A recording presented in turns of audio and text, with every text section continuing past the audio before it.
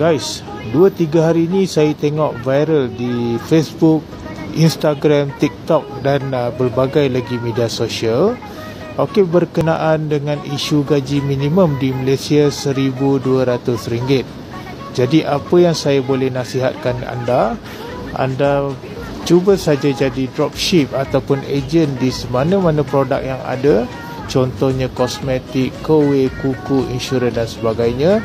Di samping anda boleh jana pendapatan tambahan, anda juga boleh belajar selok-belok meniaga, dan yang paling penting anda tahu bagaimana untuk handle customer dan juga handle emosi diri sendiri. Okey, di sini saya doakan semoga semuanya dipermudahkan oleh Allah Subhanahu Wa Taala. Okey, dan Assalamualaikum. Assalamualaikum guys. Dalam bidang sales, tak semestinya kita kena pandai atau bijak. Kunci utama adalah bertindak. Macam mana nak bertindak? Kena kikislah sifat malas. Itulah halangan terbesar dalam hidup kita. Kalau kita rajin, insya-Allah kita akan rajin menimba ilmu dan kita akan rajin bertindak. Itu je kata kunci untuk berjaya dalam bidang sales. Tak kisah apa kerja yang kau ada sekarang ni, sales ni tak perlu pun untuk kau berhenti kerja. So banyak syarikat-syarikat yang tawarkan part time sekarang ni.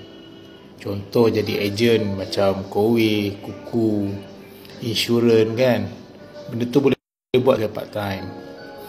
So kalau dah yakin, dah okey, kalau rasa income stabil, buat insurans ataupun kowe, boleh buat full time. Daripada kita duk meroyan gaji kecil kan. So cari solusi lain untuk kita jana pendapatan kita. Sebab zaman sekarang ni, lepas pandemik ni, bukan semua orang senang. Walaupun kita kerja dengan orang, nampak dia macam senang, tapi dia tanggung beban hutang yang tinggi. So kalau kita kerja dengan dia, jangan lapau lebih-lebih. Bukan kita seorang je susah, dengan bos-bos kita pun susah sebenarnya. So cari inisiatif lain, buat part time yang tak ganggu waktu kerja kita yang sebenarnya. Alright? Okay, see ya. Nak berjaya, buang sikap malas dalam diri. Itulah musuh kau sebenarnya. Bukan orang lain, bukan orang sekeliling, bukan keluarga kau, bukan kawan kau, bukan lawan kau, tapi diri kau sendiri. Okey? Jom buang sifat malas. Bye. Anda tekanan orang sekeliling cakap pasal anda, kenapa nak kena dengar cakap orang? Apa yang anda buat tu kan kerana Allah dan juga diri anda sendiri. Kenapa nak kena minta pujian daripada orang ramai? Kalau setakat dihina orang ramai, benda tu normal. Sebab masing-masing ada mulut. Tapi engkau kenapa nak kena depres? Okey? Buat untuk diri sendiri dan kerana Allah, insya-Allah depres tu takkan datang. Sebab kau tak perlu expectation pada orang lain, atau pendek kata attention seeker. Okey? Jangan minta perhatian sangat. Ni nasihat aku kat korang. Assalamualaikum dan salam sejahtera kepada semua sahabat saya. Okey, setakat video ini dirakamkan pada tanggal 19 Mac tahun 2022 bersamaan dengan hari Sabtu.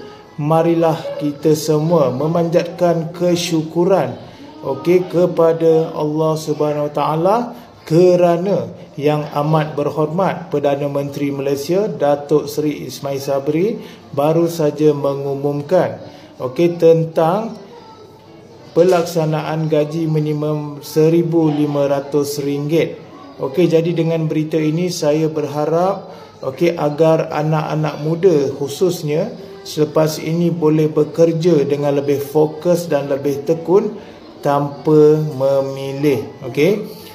Mungkin sebelum ini ada yang merasakan RM1,200 itu sangat-sangat kecil. Tetapi kenaikan kadar minimum ni insya-Allah sedikit sebanyak boleh membantu khususnya golongan anak-anak muda yang baru mula bekerja. Jadi jom kita pula fikir bagaimana untuk bantu negara.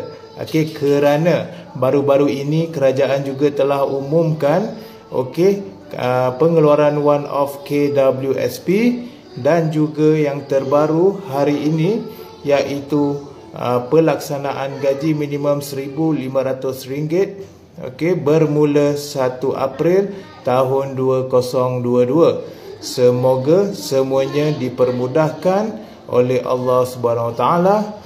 Dan janganlah ada yang bersembang ataupun bercakap soal politik. Kerana kalau kita terlalu cakap soal politik pun kita tak dapat apa. Jadi kita jadi rakyat yang neutral lah. Kecuali kalau anda tu kroni, so bolehlah sembang-sembang bab politik kan, projek punya pasal. Alright. Terima kasih. Assalamualaikum. Assalamualaikum. Ni aku nak tegur sikit kat korang ni, mana yang kata drama Melayu bodoh semalam tu kan. Ni aku nak bagi tahu. Orang takkan keluarkan drama kalau tak ada sambutan. Yang korang pergi sambut drama-drama Melayu tu buat apa? Tak kebingai nama dia kan? Kau lagi nak menggalakkan orang buat benda pelik-pelik. Ni lagi satu aku nak bagi tahu. Korang tak suka ke, nak kecam ke, tu hak kau. Tapi tolong jangan share. So bila kau share, kau dah bagi dia publicity murahan, marketing yang paling bodoh yang pernah aku tahu. Sebab tu orang yang kau tak suka semua very very popular, sebab engkau yang tekan button share, kau tahu tak? So nak kecam je, jangan tekan button share walaupun satu kali. Assalamualaikum dan salam sejahtera kepada anda. Sekadar nasihat kepada diri anda dan juga diri saya sendiri. Sekiranya dah keluar duit KWSP 10,000 tu pada bulan April, saya nak nasihat lah. Janganlah suka-suka naik MC ke, naik EL ke. Saya berharap anda bekerja saja seperti biasa. Jadi itu saja daripada saya. Assalamualaikum warahmatullahi wabarakatuh. Assalamualaikum dan salam sejahtera semua. Macam ni, kita bersyukur kerana kerajaan telah luluskan bantuan keluarga Malaysia. Dan Alhamdulillah setengah daripada kita dah dapat duit tu. Cuma saya ada terbaca lah 1-2 komen yang mengatakan kenapa saya dapat sikit, kenapa orang tu dapat banyak. Macam ni, pertama sekali kita harus bersyukur sebab nama pun bantuan. Kalau ada, Alhamdulillah. Kalau tak ada, kita tak boleh berharap sebab nama pun bantuan. Jadi seterusnya, kepada yang siapa yang terasa macam kenapa aku sikit, sabar. Sebab kita hidup pun bukan atas ihsan kerajaan semata-mata. Samping itu kita kena usaha juga. Satu lagi esok dah dapat KWSP, tolonglah, bukan untuk anda je, untuk saya juga. Tolonglah jangan MC ke EL ke, kesian dekat bos anda. Itu saja daripada saya. Assalamualaikum. Guys, Assalamualaikum. Just nak tanya, korang ada tak kawan-kawan yang contoh kalau korang buka topik politik misalnya, cara dia bersembang mengalahkan Perdana Menteri ataupun ketua pembangkang itu sendiri. Tak pun bila cerita pasal bola, cara sembang mengalahkan seperti pengurus bola yang profesional. Ataupun apa-apa kisah lah. Contoh kalau cerita pasal muzik, cerita mengalahkan komposer, komen itu ini, kelas vokal dan sebagainya, macam-macam dia komen. Tapi pernah tak anda contoh bila time nak semayang, anda suruh dia jadi imam, sebab dia kan serba tahu semua kan. Tapi pernah tak dia tolak pelawaan imam anda itu? Pernah tak? Kalau pernah, kongsi di bawah saya nak tengok pernah atau tak pernah. Assalamualaikum. Guys, adakah anda stres? Anda tahu tak kenapa anda stres sebenarnya? Bagi saya, kita stres sebab kita anggap apa yang kita ada itu adalah milik kita yang mutlak. Tetapi kita lupa, sebenarnya apa yang kita ada adalah hanya pinjaman dari Allah kepada kita supaya kita dapat menikmatinya. Jadi untuk apa kita tekanan? sekiranya kita sudah tahu bahawa segala yang terjadi berpunca dan juga datangnya dari Allah Subhanahu Wa Taala.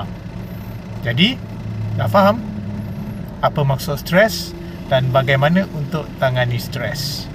Ingat, segala yang terdapat pada diri kita, termasuklah kecantikan dan sebagainya, segalanya hanyalah pinjaman dari Allah dan bukan milik kita secara mutlak atau kekal selama-lamanya. Itu saja daripada saya. Assalamualaikum.